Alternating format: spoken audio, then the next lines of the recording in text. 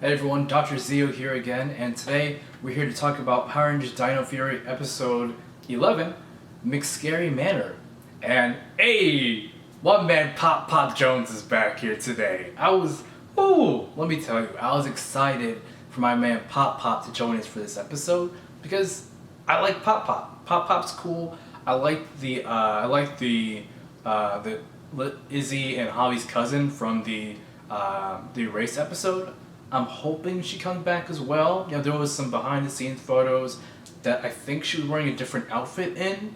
So I'm hoping that indicates that she'll be back here in a future episode as well. But returning characters are always nice. And Pop actually added a lot to this episode. And quite a bit went, we had quite a bit that went on in this episode. So let's just go ahead and hop right into it. So this episode, the main premise is that there is a manor called MCSCARY Manor where Pop goes there to kind of, I guess, help do some things. He's a repairman, so he's gonna go there to repair something. And a sports beast, which he thinks is a ghost, scares him out of the manor. When he goes to Buzz Blast to fix Jane's AC at Buzz Blast, he tells Amelia and Javi that hey, you know, there's a ghost at the manor. Pop's like, don't go there, Amelia. It's not for you. This is not your, this is too much. But, Amelia being the person she is, she decides to go anyway. And one thing I like from this scene is that Javi asks Amelia, so are you going to prove the existence of ghosts or to disprove Ollie? And she's like, yes, or something to that effect. And that was funny. Like, that's a very modern day thing for somebody to say, like that kind of vague answer. Plus, I don't know, it's kind of like a backhanded way of flirting with Ollie, even though he's not really there. But it kind of leads credence to the whole Ollie and Amelia by the end of the season thing. So, I don't know, maybe they'll get together, maybe they won't, who knows. But Amelia ends up going there. She finds this sports beast of this episode, which is called Tombtress. And fun fact, Tombtress is actually voiced by Jane's actress. So that's a nice little thing. I'm glad that she got to do a monster voice, and you can actually really hear Jane in the monster's voice once you know that fact. So when you go back to rewatch the episode, kind of listen in and see if you can hear Jane kind of slip in there from time to time. But they do a battle, and one thing I liked about this battle was that the monster wraps Amelia's arms up in bandages. And Amelia, sassily enough, says that she can beat the monster with her hands tied behind her back. And as the monster is beating her, the monster says, hey, how's beating me going? And I'm like, yo, this sass, I'm here for it. Like, I love sass from the Rangers or from the villains, so give me all the sass you want to, Dino Fury. It's hilarious, it's corny, and I'm here for it every single time. But the Rangers then join Amelia, and Javi gets hit with Tombtress's emotion blast, or like mood blast, that kind of switches his mood from the opposite that it normally is. So Javi's normally like more of a stoic kind of person who hides his emotions, as we saw in episode 7, Stego Search. And so in this episode, once he gets hit by the mood blast, it becomes harder for him to kind of hold in his emotions. So he's very emotional. He'll cry easily, as we saw in this little battle. And when they morph, Javi cries because they're so good at posing. And I love it. Self-referential little things like this are always good. I like how Izzy said, hey, no one makes my brother cry. Well, except for me sometimes. Again, I love the brother-sister moments between those two, and plus that was just pretty funny. But yeah, the battle ensues. Tombtress gets whisked away by mucus, and then we go back to Buzz Blast, which honestly, I don't think they should have gone back to work in the state that they were in. They were still kind of hopped up on the emotions of the mood blast when they got to work. We can still kind of see that lingering when they were there. One thing I want to add in is when Javi went to go get more marshmallows for the hot cocoa, his cup was overflowing with marshmallows. And it was a nice little callback to the previous, to episode, was it 9? When when we saw, Javi has a really big thing for marshmallows while they were camping, and that was nice. I like those little bits of continuity. Amelia mentioned that she got the little the spook blaster, I think it's called, the gun that she used in the first episode repaired, and she pulls it out and she uses that when she goes to go see the ghost at MCSCARY Manor. And again, I love the continuity. That is great. Keep that up, Dino Fury. You were all good there. But eventually, Amelia decides to go back to MCSCARY Manor because she needs to get Pop the key. And she goes into Ranger form because she doesn't want to know Pop. She doesn't want Pop to suspect that either her or Javi is a Ranger. And Pop and her have a little heart-to-heart. And Pop spills some beans there. He tells us that Amelia's parents were lost in a mysterious circumstances when they were kids, or when Amelia was a kid. So he made a promise to look after her. And Amelia didn't know that. That explains why he's so protective of her, because he doesn't want her getting lost either. Also, near the start of the episode, Pop reveals that he used to work at Area 62, the current villain's base of operation. I was like, well, Pop, I need to hear a little bit more about that, bruh. And that also gives more, gives us more information about why exactly he believes in ghosts. I imagine he said that he's seen a lot of things at Area 62. I imagine the things he saw, in addition to just this being placed in the main Power Rangers timeline, so you're constantly being attacked by monsters and aliens and demons and those kinds of things. All that probably ties into the fact that, into reasons why he believes in ghosts and why he believes in supernatural stuff, because, again, being in the Power Rangers universe, believing that kind of supernatural, those kind of supernatural entities, it's not out of the realm of possibility. Anything is possible in the Power Rangers universe. But Amelia in Ranger form and in Pop have a nice little heart-to-heart, and she didn't know that her parents were lost in a mysterious circumstance, or Pop never really told her about that. But yeah, they have that nice little heart-to-heart, and I enjoyed that. He gives her the Blazing Dino Key, which he found there in MCSCARY Manor. I guess that was what Tombstress was looking for when she was over there. Before we go to the next scene, I do want to bring up one thing. When Pop learned that Amelia went to MCSCARY Manor, he was mad at her. We had a nice little bit of drama and conflict between those two, and I liked that.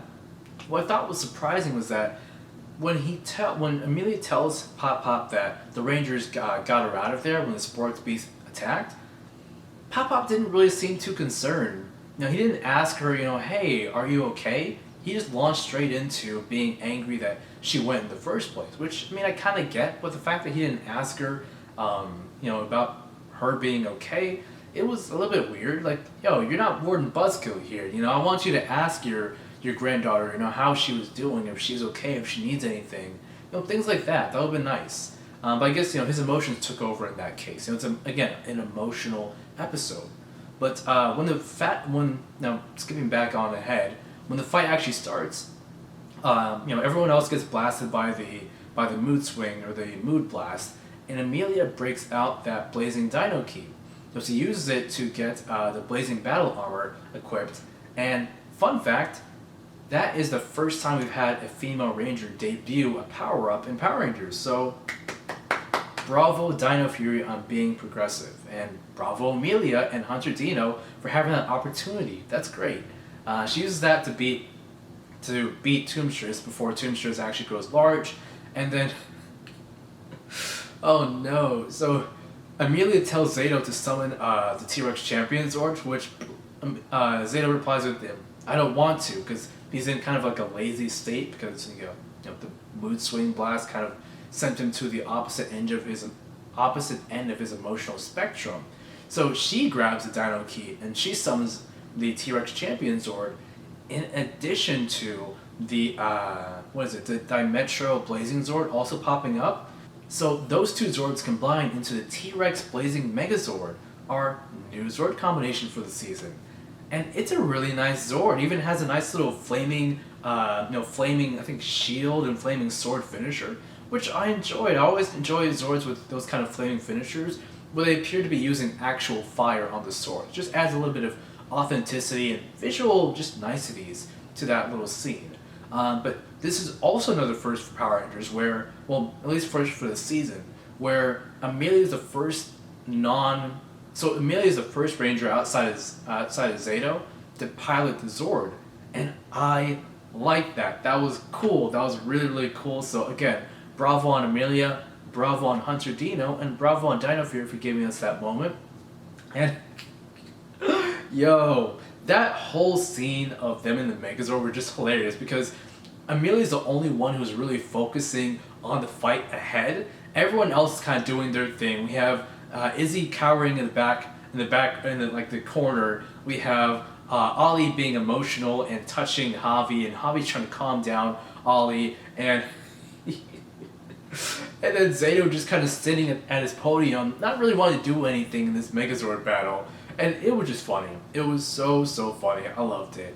But anyway, the episode ends with Amelia and Pop Pop reconciling, and Pop, messing up the AC so it's too cold or it's too hot, and Jane has, her nice little antics. Come to think of it, I don't think we saw Jay boarding this episode. That was interesting. But Jane's actors did post behind the scenes clips of that little segment, so I'll post that in the video here, either in the end or overlaid over my face on this section. But that was a nice little thing, and I appreciate those little behind the scene moments. But yeah, that was all for the episode. I loved it. It's a nice little end cap to our little 3-episode premiere on Netflix. We do have episode 12 coming soon. Power Morphicon was this weekend, so Power Morphicon got to debut a preview of episode 12. We don't know when it's coming though. All they said was that it's coming to Netflix soon. So it's nice to know that Netflix is going to continue premiering episodes in the future. We don't know what the future looks like for Power Rangers on Nickelodeon, but it's good to know that Netflix is going to continue, premiering those episodes. So who knows when we're actually going to see this episode. Hopefully, within the next few days, maybe a few weeks. But yeah, anyway, I love the episode. Gets 2 thumbs up for me. Anyway, let's go on to the question of the week. So, question number 1 that I have is, Pop, tell us more about, what did you do at Area 62? Pop said that he encountered, some spooky things or scary things or something to that effect, and I'm gonna need some more details on that, Pop. Dish those details, bro. Let me know what all that was, because that could give us some background on Void Knight and why he knows so much about Area 62. I want to know more about this. And then our second question is, what exactly happened to Amelia's parents? Pop says that they were lost in mysterious circumstances. Does lost in this case mean that they died, or are they kind of like the Green and Black Dino Fury Keys, where they were just physically lost, but we weren't able to confirm their deaths? I want to know, what happened there. I fully expect an episode in the future where they go more into, Pop's background in Area 62, as well as what exactly happened to Amelia's parents, and I am very much looking forward to that. More so, even because Amelia's parents being lost like that brings up so many questions about why Area 62 isn't in operation right now. My thing is, I think that whatever circumstance had them, get lost, if we're to assume that Amelia's parents died at Area 62, that probably forced the government or whoever was overseeing operations at Area 62 to shut down operations, and thus Void Knight had a window of opportunity to commandeer that as his own because now it's abandoned. So, is that right? I want to find out. Hopefully we find out here in a few weeks, a few months, before the season's over at least. But yeah, that's really all I have to say for this episode. Let me know what y'all think about in the comment section below. Until next time, I'm Dr. Zio. Stay safe, mask up, get your vaccine. Thank you for watching, and have a good weekend. Peace.